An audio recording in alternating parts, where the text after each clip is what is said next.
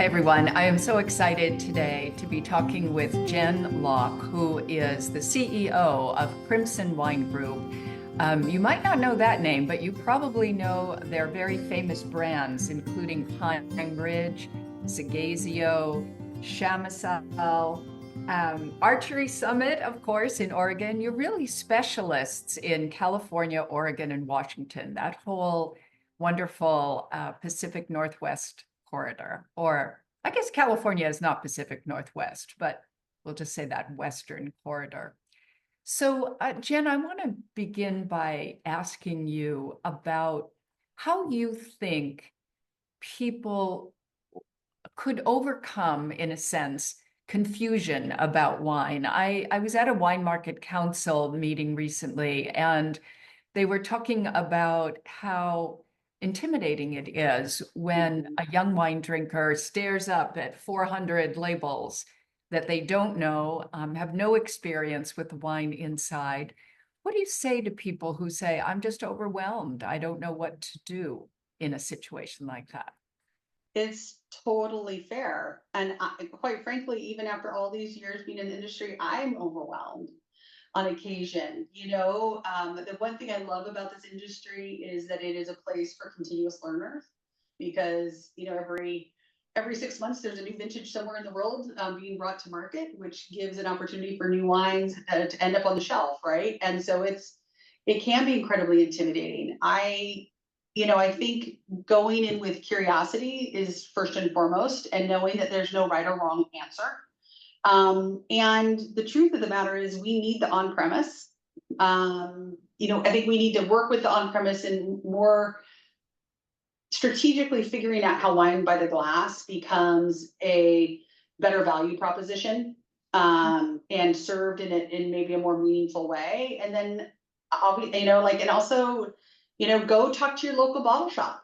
You don't have to, you can buy wine in grocery, but like if you have a place in your community, thankfully most large urban areas still have like wine shops and people who do it out of the love of it. And most great bottle shops will have plenty of time to help you sort of deduce into, what you like to eat, what you like to drink. And then another really great way is if you do have a wine that you like, is to join their club or to engage with them and ask them like, hey, I like this wine. I may not know why I like it. Can you help me articulate what the attributes are of, maybe I like more of a fruity Sauvignon Blanc or whatever it may be. Then at least when you go in, you can say, hey, I tend to like lower tannin wines, or I know that I like higher tannin wines, even if you don't necessarily the specifics. And certainly by the time you get into a global lens, even just for understanding the varietal nuances, it's intimidating. I think it's one of the things that makes the wine industry so magical, but it's definitely still a barrier of entry. Yeah, I wonder myself if we don't emphasize the meaningfulness and the excitement of discovery enough, though, because Mm-hmm. when people have asked me that question, I always picture like a 4-year-old kid looking up at the Baskin Robbins board of ice cream, Right. right? There was a moment when you didn't know what pistachio tasted like, or Yeah. mango, or black raspberry, or whatever, but you thought, how bad can it be? I mean, in the worst case scenario, I'll just order a different ice cream cone. I mean, that that kind of discovery is, I think, is joyful. Now, people might say, well, an ice cream cone costs $3, and Yeah. it's hard to have that sense of discovery when you're spending $30 or $50. But maybe that's where discovery with other people comes in, Mm-hmm. right? Where everybody's bringing some bottle of wine to be discovered, and you're sort of sharing the costs of those. And this is, after all, Share and Pair Sunday season. Thank you, by the way, for Crimson's being part of our supporters. We're very grateful for that. Where did your own passion for wine come from?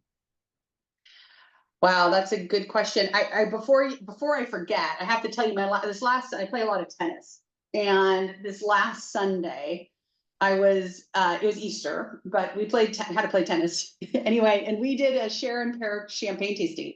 So all of everyone from tennis brought a bottle of champagne, and we laid them all out. And after tennis, we did from like a demi-sec all the way to, and it was a hoot, like no one was in it for more than $40.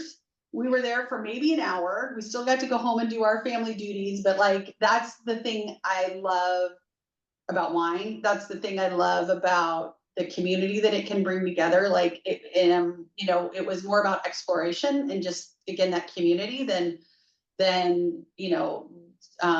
anything else. So I grew up in the restaurant business. My grandmother had a catering company.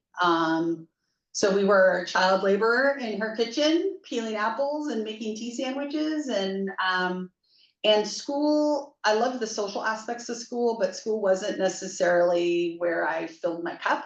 And I was really lucky when I was, I was lucky at the time. My mom and dad basically told me I had to get a job, a summer job. So I started bussing tables at Ray's Boathouse in Seattle when I was 16 years old. And our somm at the time was a gentleman by the name of Jeff Prather. And we had a lot of the Washington State wines. We were the top Washington wine account at that time in the late 80s, early 90s. And I fell in love with it through service, through that, watching what opening bottles of wine would do to people's experiences. Like, they'd be on the deck having a thing of manila clams, and I'd open a bottle of, Tualatin Chardonnay, doesn't even exist anymore, or like even Argyle, or we were so provincial in the Northwest. And I would just watch what would happen when I'd open a bottle of wine. Like, the experience elevates. And unless you work in the restaurant industry, you can really see it happen, unfold in real time. And I, even though I wasn't old enough to drink, I was attuned enough to say, like, wow, these guests that are having bottles of wine together are having a more meaningful meal than the people that are not. And I was really lucky. We had an extensive wine program, obviously based in the Northwest. And then I moved on to a larger company that had restaurants all around the country. And I did restaurant openings, and I became a beverage director there. And similarly, like, I just, like this moment, I remember my first time coming to Napa Valley, especially being from Seattle, I was just like, this is the most magical place on the planet. Like, why would anyone? And I remember my mom telling me, she's like, you're gonna live in Napa one day. And I'm like, oh, how am I gonna end up in Napa? I'm in the restaurant business. And fast forward 10 years, I've been here now for 20. So yeah, so you never know. But it is our founder of our company says, like, wine is love and laughter in a bottle. And I think that sounds so cliche, except, and I know you see this too, it's like your most fond memories of drinking wine usually are not, maybe it's the wine, but that's only one component of it, right? It's like, I was with these really great people. I was in this really great place. The food was awesome. Like, it just, all the things, it just kind of, I think it just takes special moments to a higher level, which can't think of many other beverages that do that. And it also creates a shared language and a shared experience that is super unique. And if you haven't experienced it, it's hard to really understand. But that's, to your point on exploration, like, keep trying. Like, you will find your moment will happen. And when it happens, you're gonna be like, oh, now I get it. And then you're hooked, and then the rest is history.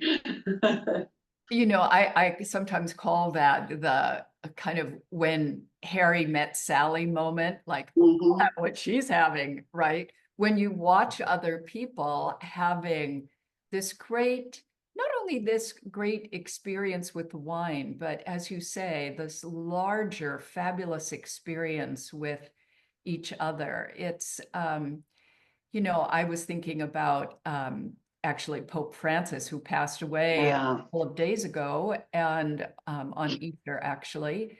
And,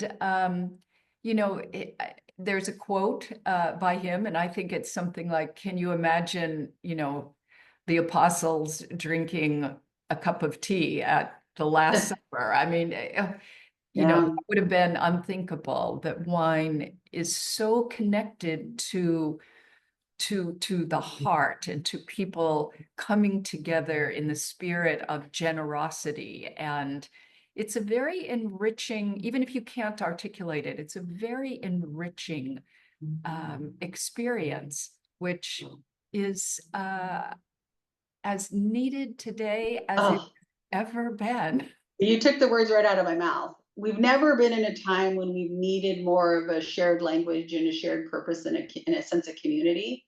Mhm. And that's why I love this program so much because it's just an invitation to, you know, invite some people over, like have a conversation, slow down for a minute, and yeah, it's a difficult time for people. I think people feel isolated and somewhat scared, and there's been a lot of, to your point, thousands and thousands and thousands of years. Some of the biggest problems that our societies have ever faced in our lives have been solved over a glass of wine. So we might be well advised to continue that legacy. Yeah, I mean, I think it's an often overlooked part of wine in an effort to, I'm tasting your Chamissal Oh, Pinot right now thank you. from San Luis Obispo. This is the 2023. And I hope that I'm not too guilty of this myself as a writer. When you're trying to put wine into words, you're tunneled down into, is this strawberry or is this black cherry or whatever, right? And sometimes you have to remind yourself to lift up and see this wine as a way that people can come together, a Mhm. way of uniting us. And that has social good. I'm convinced that moderate wine consumption has Oh, plays a beneficial role in society. well, it's really about the table, right? It's about it's, I think about, I have a couple grandchildren, and every Sunday, we watch my grandson Sunday night, and I always make a home cooked meal, and we always sit down at the table. And his parents are both working, like the whole thing, and they don't always sit down at the dining room table, but they know it. He knows at our house, we set the table, we help set the table, we sit down, we have dinner, and it's that moment where we don't have our phones. We're just together. He's 5, so like my husband and I will have a glass of wine. He's having, water or whatever. But, we do our little rose and thorn game or whatever it is. And it's his chance to, like, we talk about the food, we talk about the day, we talk about the week, and it's this precious, precious time. And I do think that, more and more that people live on their phones and they live independently, and they all this idea of the shared table is so critical. When COVID happened, I wish that I had the fortitude to really write a paper on the impact that, like, the on restaurants have in communities, Mhm. like the social fiber that a strong restaurant community, to me, is absolutely an indication of how strong your community sort of fabric and ecosystem is in many ways. Because I wouldn't be where I am today without it. You think about it, it's a trade. People can work their way up. It's a soft landing for people that maybe be in transition. And it's also a very legitimate and rewarding profession if you choose to be that. And so I think about, the cost of dining out, and are people, so if they're not dining out and that was the time that they had a shared table, are they making sure that they're doing that at home? Those are some of the bigger things that I kind of wonder. Oh my gosh, I hope, like, I get why it's expensive. People don't have as much cash as they've had, inflation, whatever. But then, like, don't walk away from having a proper meal and a bottle of wine just because you're not out at your local restaurant. Make sure that you're picking one day a week, that you do that at home, where you invite your friends over, or you just have a proper family dinner. It doesn't Yeah. even have to be fancy. That kind of trend worries me a little bit. Is as much as it is about wine consumption growing or falling, right? It's about that connectivity. I absolutely agree. And I think, when I think back to COVID, I think food and wine sort of saved me in a sense, Oh, right? I mean, it was not that hard to have a Zoom, You were having, a glass of wine, maybe chopping the carrots at the same time, Mhm. cooking and as best you could, being with someone else or being in your bubble with just your friends who you Mhm. had agreed to be with. But for me, it reminded me uh, of nature. In fact, today I was thinking, it's almost going to be Earth Day here coming up. Yeah. And I was thinking about also Mother's Day, and that we should be celebrating the greatest mother of all, Mother Or- Nature. yeah. And what beverage other than wine is, or more than wine, is supportive, or it is the epitome of Mother Nature, right? Wine, so connected to the earth, to the ground, to its place. It's absolutely the voice of nature. And so even during those difficult COVID years, I felt like I had this connection still to people through wine and to nature through wine. Yeah. No, I understand. And I think that that's one of the things from a consumer perspective too, that you're going back to your first comment on the amount of choice there is in the wine segment. It can become overwhelming. And I think that fine wine is defined by wine that's made with intent or a purpose, right? Not necessarily price point or of a provenance, meaning like, to your point, a linkage to a place. Um, has to figure out how we do a better job of telling that to people. Because when I look at all of the health trends and all the, and all the things that consumers really are gravitating towards, you're right, fine wine is the answer. Moderate fine wine is the answer. It's low input, it's sustainable, it's good for the environment. That we don't add bad stuff into it. It's grapes and yeast and like, you know what I mean? Like there's a few things that get added in, but they're naturally occurring. And I look at some of the other like RTDs growing or some of the other cross categories. It's like, what are you putting in your body? And like as far as a sustainable perspective, like where is that stuff being manufactured and grown? And to your point, like, I mean, I'm literally at Pine Ridge right now looking out my window at the vineyard that is in my glass. Like I'm like, it doesn't become more connected than that. I know, the other day I read that margarita mix, when you make a margarita with mix, that mix to make one margarita is equal in sugar to 3 slices of cake.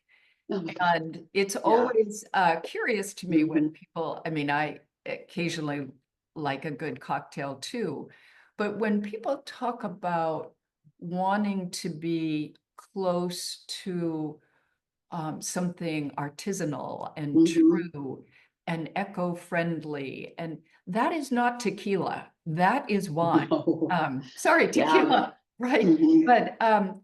But wine really answers those kinds of environmental longings, perhaps more than any other beverage. Maybe you could argue tea does that a little bit too, but um, yeah, and I hope we can continue to tell that story louder Yeah. and better, because it is an essentially good and true story.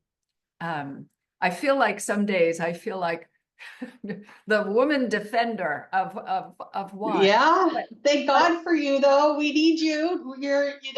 Appreciate you out there carrying the torch and telling the stories and advocating. And I do think it's just about, to your point, it's in this day and age, it's really hard to get that message across for whatever reason. We seem to have easier ways to communicate than ever before. Part of it is as an industry, we're not necessarily galvanized in what we want that message to be. mm, Um, and yeah, and not everybody can get on a plane and come out to wine country. yeah.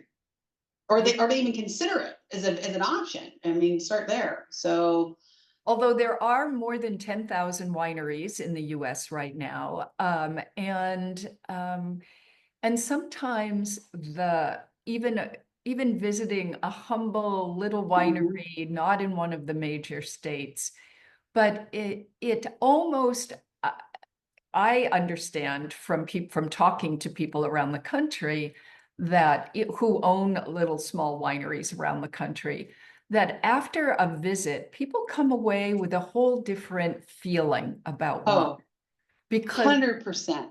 yes, you see it in action, and you see Mhm. the humility really of everyone who works in a winery. They are very conscious of this cycle of life that they're participating in, and humility in the face of agriculture and nature. It's hard not to be moved by that. So even if you can't come to California or Washington or Oregon or New York Right. State, there are little wineries all over. Everywhere. Everywhere. I just went to Texas Hill Country for the first time Yes. last year. Yeah, like I agree. When you're listening to this, I promise you, I think every state pretty much has wine, or somewhere you can find one. I agree. Start there. Yeah, start there. Go just listen to there's no doubt that whoever is running those wineries is incredibly passionate. Yeah, it's a good Yeah. point. It's a very Yeah. good point. So Jen, because it is share and pair season, tell me a favorite food and wine pairing that you have. Well, I asked my husband this question last night because I thought you might ask it, and he's like, "You have to pick one wine to pair." You married the And right guy. yeah, well, yeah, we have more wine than we probably know what to do with. We're on the opposite side of that spectrum because we just love it, and it's hard, It's like, oh, we but we from a food and wine event annually in my house would be Thanksgiving. Like Thanksgiving is my husband loves to prepare it. We do turkeys two different ways. We do two different stuffings. We do like Indian spiced yams. And we start with vintage champagne and currant champagne. And we go through, aromatic whites into Pinots and Gamay and all that stuff. Like it's our Super Bowl, I guess would be the way to put it, right? Like it is, if just pure to the point of like experimenting, having 5 stems in front of you, not to drink a lot, but just like all the different flavors on your plate. Like it's one of those meals that you could really. So I would say Thanksgiving we probably put the most thought into as far as like what are we going to be putting on the table. As far as signature dishes and things like, because my grandmother was a caterer, so I grew up at her house, and she, like she was Catholic, so we had our meals were very much centered around like kind of the traditional Christian holidays, and Easter just happened, so it's I guess friend of mine, but we always would have rack of lamb or leg of lamb, depending on how many people were coming and what she could afford. And this last week I did her rack of lamb recipe with some of the Archery Summit Pinot Noir. And it's such a classic. Like it's not, it's just delicious. And some, sweet baby carrots and lots of salt and pepper on the lamb and rosemary and garlic. And it just the wine in particular I picked was Red Hills, and it's a little bit warmer site. So it's got a fair amount of fruit, and it just yum. But my personal dish is at the holidays during Christmas. I usually cook between Christmas and New Year's. I usually cook Chinese food, Oh, and I do a dungeon because dungeon is crabs in season in Northern California. right. So I do a very simple, but I do crab rangoon. And I use fresh Dungeness crab and fresh ginger and a little bit of sesame oil, a little bit of uh,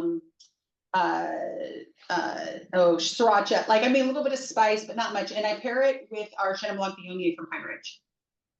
It's it's just a simple, and everyone loves it. And I do the Mayploy sweet chili dipping sauce for it, and it's like the biggest crowd pleaser ever. But I do, and there's a little bit of cream cheese in there and scallion, but like not a lot, mostly crab.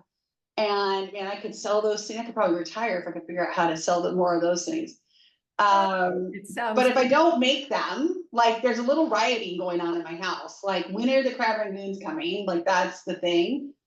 And then the other one that I make, which is actually a recipe that I got from a friend, which is a kind of a riff on a recipe out of the San Francisco Chronicle, is Sonoma duck breast that you take the Sonoma duck breast with skin on and you just score it, put it in a cold pan, let it sit there for, I don't know, I think it's like 25, 30 minutes on low, and like render out the fat so that you get the skin. And then you drain the fat off, flip it over, and you add in butter and Chinese five spice. Ooh. And then you baste the top of the skin with the butter and the Chinese five spice. Take the duck out so that it's medium rare to medium. Then you actually deglaze the pan with red wine and prunes. Seems weird. And you boil that down. And then instead, and I add in a little bit of sesame oil and hoisin in that, which the recipe doesn't call for. And then I use my immersion blender and I kind of blend that up. And then I make either scallion pancakes or like those little bao. And I cut the duck up with a little bit of the sauce on there, and then some scallions and some cucumber. And then you have your little duck bao, yum yum. And that I always serve with, it's almost a 99-year-old vineyard that we own at Sagacio called Mentafi. It's in the Santa Rita or Santa Rosa Plains. And it's field blended. It's mostly Zinfandel. It's got a little bit of Alicante in there, which is kind of this crazy dark grape, but it's a big kind of, for Sagacio, we make pretty feminine zins. That's, I would say, one of our more rustic, just based on the style and the age of the vineyard. But that with Mentafi Zinfandel from Sagacio, or even the Sonoma Zinfandel that we make that's wildly available with like the blue tab on it. I ran it by our winemaker this morning. I said, hey, Andy, what do you think of this dish with this wine? And he's like, I've never had it, but it sounds delicious. I'm like, okay. It sounds fantastic. Yeah. So those are kind of my gotta do once a year at least. Yeah, that is fabulous. Well, Jen, I'm sure people are going to write into me saying, could you have her send me that recipe? We're going to put that recipe on the Share and Pair Sundays website. It sounds perfect. And I want to try it myself. I want to thank you, though, so much for talking with me today. I'm really, it's really been fun for me, and I've loved listening to your stories. So, and I want to say cheers with this chamois, which is delicious. Cheers! I've got this. Yeah, cheers. Oh, good. Okay. Well, Karen, I want to thank you for your advocacy and for your not only the tenure of the time and your commitment. Like I've admired you from afar for so many years, and when I got the call that said that I got to be on this, I was so thrilled. Partly because this industry means so much to me. It's given, not only is it my career, but it's given me a life, an opportunity that never in my wildest imagination could I have ever thought for myself. And leaders and advocates like you, we need now more than ever. And if I can ever be of service to any cause that strikes your passion, please feel free to reach out. And I hope that people listening understand that that's the magic of what this community really can bring, a full, fulfilling life. It certainly does. It is full of also generous and warm and good people. I second your thoughts too. I am so grateful to the wine industry for the rich life that it has given me as well. So, all right, my friend. With that, take care. Talk to you Cheers. soon. Okay, bye-bye. Bye.